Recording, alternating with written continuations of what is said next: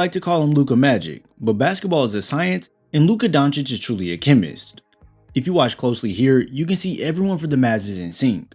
Kyrie tells Lively to dart to the basket after the screen, so when Luka comes off, you can see he has the attention of 1, 2, and 3 Jazz defenders. Now Keontae George should have bumped or shifted down to deter Lively off his path to the basket, but that doesn't happen. And if we rewind this back, John Collins is also in a sticky situation as he can see the play unfold, so he should slide over to take away this lob, but he knows if he moves too early, Luka will pass it to Exum in the corner. So honestly, the Jazz were just SOL, and Luka can lob this up to Lively for the alley-oop connection. His ability to attract multiple defenders is absurd, so off the double high screen actions, he could easily throw this over the top to lead Hardaway for the drive to the basket, but that's not the look they're looking for. So Luka continues off this screen, and this opens up many different possibilities.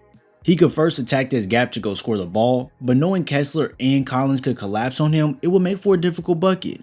He also could penetrate and make Collins commit to then dump this off to Lively, but just by keeping things simple, Luka takes a couple dribbles to pull the defense in more and throws this up to the high flyer and Derrick Jones Jr.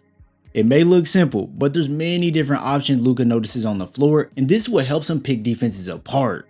These high ghost screens are tricky to guard with an exceptional passer because if Walker Kessler decides to shift over, then Luka can dive into the corner for the easy money ball. And it's the exact same thing going to the other side. If Dunn prematurely rotates to the paint, then Luka could sling it over to Kyrie in the corner, and that's definitely not something you want to happen. So by looking off this pass, it makes Kessler freeze for a split second in this Lob City in Dallas, Texas.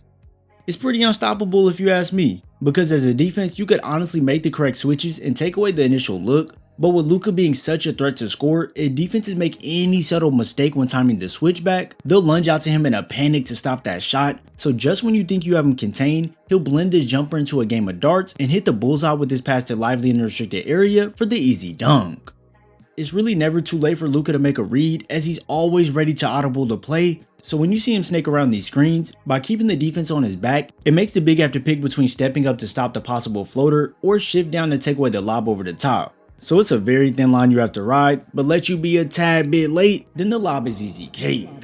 You must get back in front quick and not just be at the mercy of Doncic, as this works on the offensive end as well. If you watch here, he throws the pass out in front coming off the screen as it grants him momentum going downhill. So now just like the last play, there's multiple options. Instead of it being a lob over the top, Luka could wrap it back around to Exum on the 3-point line, or he could get it to him as he starts pursuing the basket. But since the defense never fully commits to anything, they're now in the hands of Luka, so when he dishes out this step back, neither defender is really expecting it, so he can drop in the midi while fading back. You can see right there that he can flow into whatever option off these screens, but let's say the defense plays solid and blows up the lob action. Well, you can't ever write off Luka because once that ball touches his hands again, he can all out fool the defense with an up fake and then wrap this pass around to Kyrie for the easy lay. But hold on, let me bring this back. You can see Luka is having a time of his life as he has this smirk on his face while making this play. That up fake not only works when he's in the paint, but since he's a major threat to score the ball, if he feeds the shot fake from anywhere on the floor, it'll make the defense bite 9 times out of 10. So once Collins is on that trampoline, Luka can get into a step back, rise up, and without any worry about the contest, he drills it home. You can see that even when defenders are crowding his space, he can still knock down shots, so if the defense doesn't communicate on the pick and roll action, and they leave Luka wide open on the perimeter, well you might as well chalk it up and throw 3 points on the board.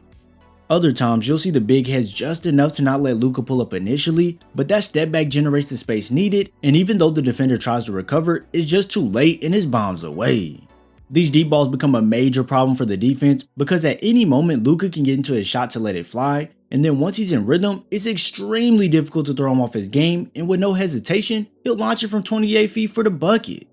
This confidence flows into every aspect of his game, so now he can just make scoring the ball look fairly easy, and once the ball drops in, he'll let you have a couple words under the basket.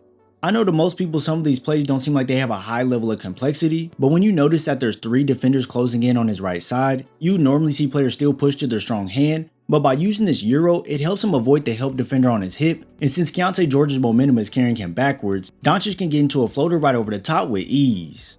Shall I say crafty? Yeah, this is craftiness at its finest. It's hard to guard Luka and anticipate his next move because he can pull out any tool in the bag and make your defense frustrated with each and every possession. Whether it's him pulling up from deep to snipe the defense, pick apart your schemes with his amazing passing, or if he's driving to the basket to get those warm-up layups, it's many different ways he can pick apart opposing teams with his high level of offense. In just 31 minutes and 57 seconds, Luka posted a triple-double of 40 points, 10 rebounds, and 11 assists, while shooting 56% from the field, 50% from deep, and 75% from the free throw line.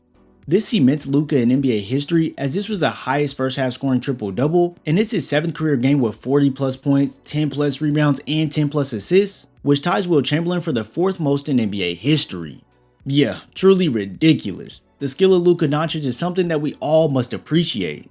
I know some people like to call him the second coming of James Harden, hard to play next to, and not the best team player. But if you ask me, Luka is someone that players can work off with ease, and then if needed, he can take over the game, put the team on his back, and then lead them to a W.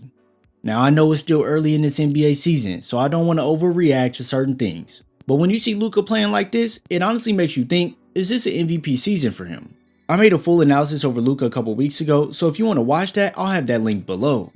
If you enjoyed this video, be sure to drop a like and subscribe so you don't miss out on any content. I thank you all for your support, and I'll see you in the next video.